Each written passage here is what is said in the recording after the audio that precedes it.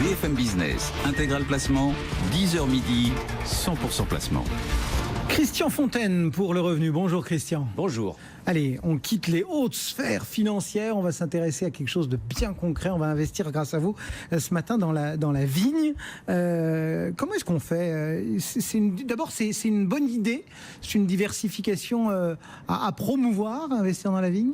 Tout à fait. Le vin appartient à notre patrimoine national et il peut aussi appartenir au vôtre. Qui n'a jamais rêvé d'être propriétaire d'une vigne? Et puis c'est un sujet d'actualité, c'est l'été, on parle des placements plaisir et doublement d'actualité puisque c'est en ce moment que commence la campagne de vente des vins en primeur, des vins 2016. On dit que c'est l'un des meilleurs millésimes depuis 2010. Alors, sur le plan strictement des placements, là, on parle là d'un actif tangible dont le prix progresse. L'année dernière, relativement peu, le prix moyen de l'hectare de vigne a gagné 0,1% à 140 600 €. Par contre, depuis le début de la crise financière 2007-2008, le prix de l'hectare de vigne a progressé, a bondi de quasiment 40%, ce qui correspond à une progression du prix annuel entre 4 et 5%. C'est intéressant. Bon, surtout cette année, peut-être que certains vignerons vont avoir besoin de subsides financiers parce que c'est vrai que le gel ne les a pas épargnés.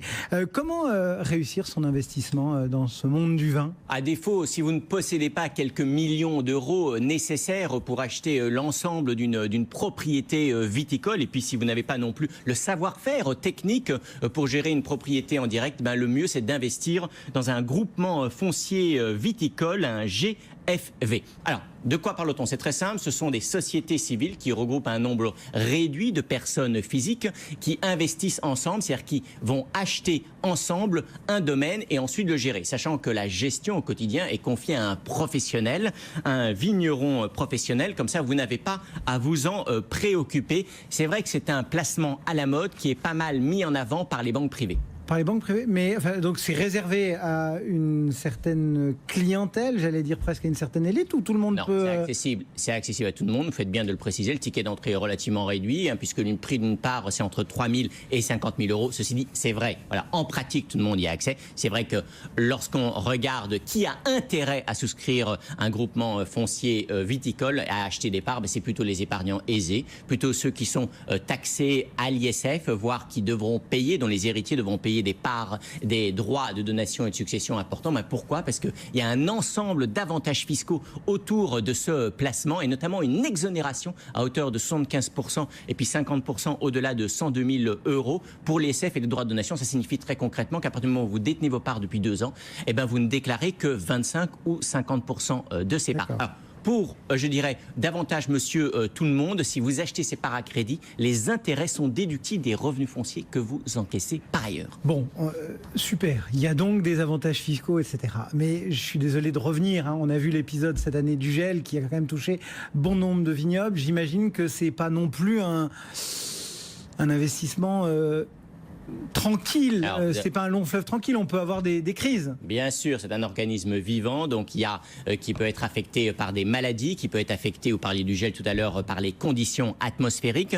Certes aussi, en fonction de la conjoncture économique, les prix des parts augmenteront, voire peuvent baisser sur le long terme. Ensuite, il y a les frais d'intermédiation qu'il faut bien sûr amortir. Et puis, il y a des conditions, bien sûr, pour profiter de la fiscalité dont je parlais tout à l'heure, c'est les conditions de détention des parts pendant un minimum d'années. Donc tout ça pour dire que ce n'est pas un placement de court terme, c'est un placement, on investit dans des GFV au minimum pour une dizaine d'années.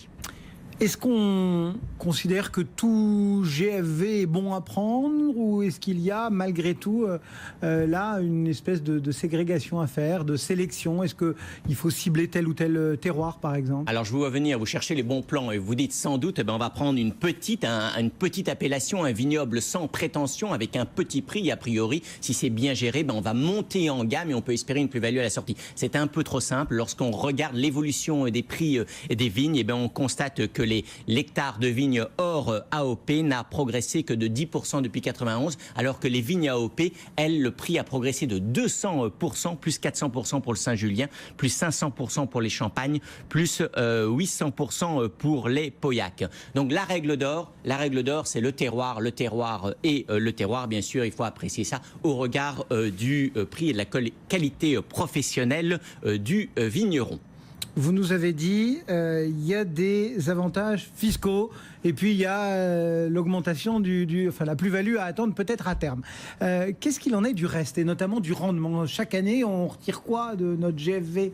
Effectivement, il y a un rendement. Alors, le rendement est autour de 2% net de frais, donc c'est relativement réduit, mais c'est hors avantages fiscaux. Puis, comme vous venez de le préciser, il y a aussi la plus-value qu'on peut réaliser à la sortie. Alors, petit conseil, vous pouvez souvent, dans un certain nombre de GFV, toucher vos dividendes en liquide, en bonne bouteille. Et puis, vous avez aussi, en fonction du nombre de parts, la possibilité souvent d'acheter des bouteilles à prix propriétaire. En fait, on a déjà parlé de beaucoup d'éléments. On a parlé de la fiscalité, on a parlé du rendement, on a parlé des espoirs de plus-value. Le vrai talon d'Achille de ce placement, c'est le manque de liquidité. Et c'est un comble presque. Voilà, c'est presque un comble si on va faire un mauvais jeu de mots.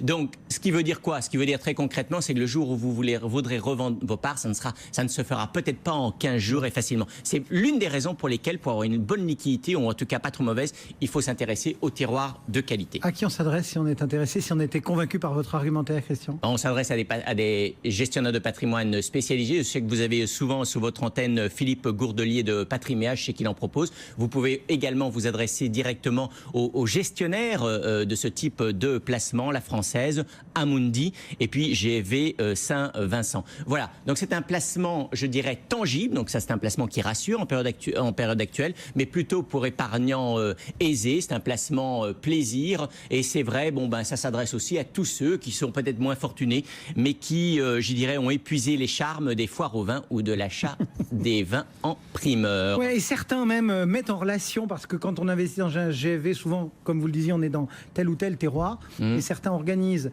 à l'intérieur des GFV des rencontres entre épargnants pour pouvoir faire des échanges de bouteilles. Bien sûr. Pour pas être cantonné dans le terroir qu'on a choisi. Bien sûr, après ça, c'est des milieux, je dirais, de spécialistes et de passionnés. Donc il y a un certain nombre d'événements autour du placement pour y mettre un peu de corps. Mais ça humanise un peu le placement. Et ça met du sens, ça donne du sens à vos placements. C'est goulayant.